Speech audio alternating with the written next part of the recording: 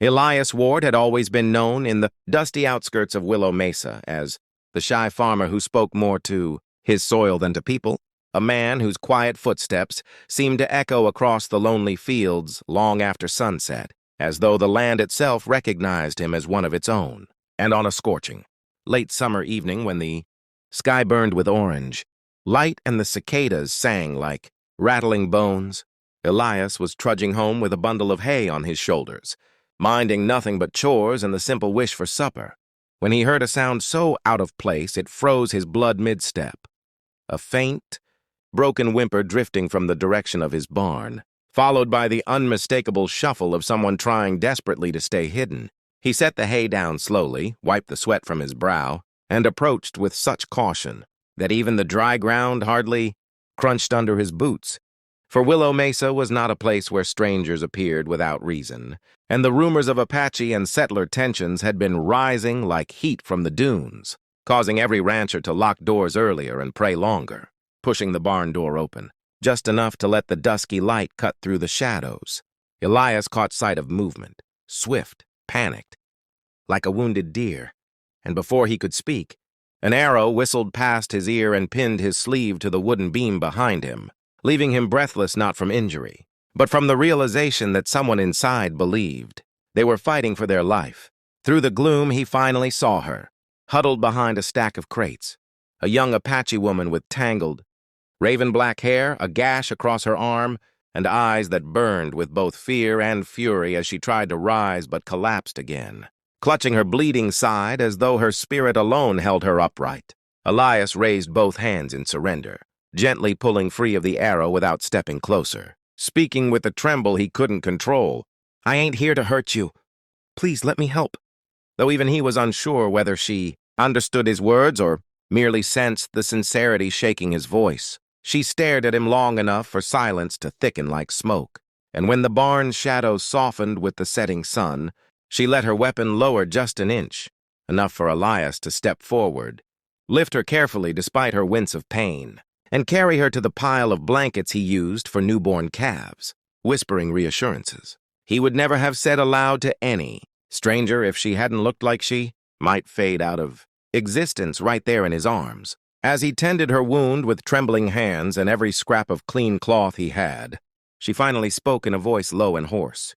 "Nalin." Her name carried on a breath that felt like a fragile offering of trust, and Elias nodded, swallowing hard, introducing himself with a shy awkwardness that made her lips twitch with something, almost like amusement even in her pain. Throughout the night he listened to her broken English as she tried to explain how she'd been separated from her people after an ambush by soldiers, who mistook her scouting party for a raiding group, and though Elias had grown up hearing stories painting the Apache as savage ghosts of the desert, the trembling girl in his barn was no ghost, no savage, just a terrified human being whose world had been shattered by fear and misunderstanding. As dawn crept over the fields, Elias found himself guarding the barn door like a loyal sentinel, eyes scanning the horizon for riders or soldiers, heart pounding with the weight of the secret he'd chosen to protect. And when Nalin woke, she looked at him as though she still didn't understand why a settler farmer would risk everything, his land, his life, his reputation, to hide her. But Elias didn't fully understand it either, only that something inside him insisted he do what was right, even if right was the most dangerous thing he'd ever done.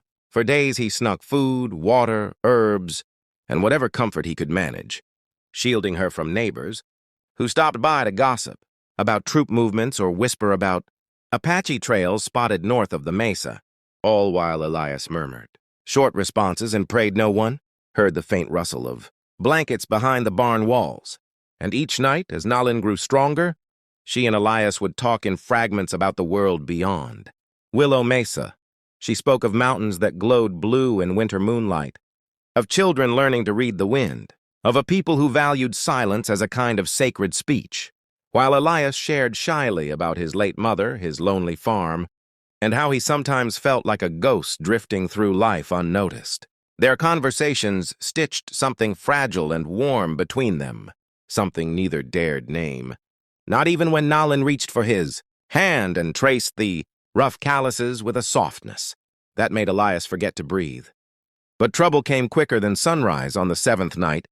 Hooves thundered in the distance, shouts split the silence, and torchlight flickered against Elias's windows, signaling soldiers tracking Apache survivors, sweeping every homestead, demanding cooperation.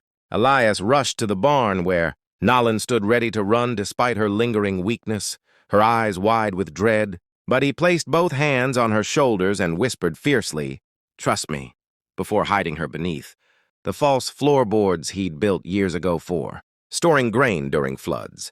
Moments later, soldiers raided the barn, overturning crates, shouting threats, accusing Elias of harboring hostiles. But he held firm, meeting their suspicion with quiet steadiness until finally, the troop leader declared the barn clear and ordered his men to move on. When the last hoofbeat faded into the desert night, Elias sank to the floor, breath shaking with exhaustion, and lifted the hatch to find Nalin staring up at him with tears, glistening like tiny stars. She rose, placed a trembling hand against his cheek, and whispered something in Apache. He couldn't understand but felt in his very bones. By dawn she was gone, leaving only a woven bracelet on his workbench as a silent farewell. But Elias had no way of knowing that Nalin would return, not alone, not wounded, but standing proudly at the head of her people, bringing with her a proposal so shocking, so life-altering, it would shake every belief he'd ever held about destiny, courage, and the unspoken bond, blooming between a shy farmer and the Apache woman he'd risked everything to save. And as this chapter closes, dear listeners, if you're captivated by the unfolding mystery and the unexpected turn this tale is about to take, make sure you hit that subscribe button, because Chapter 2 will take you deeper into a world of loyalty, honor, and a love powerful enough to bridge two nations on the brink of war. Don't miss what happens next.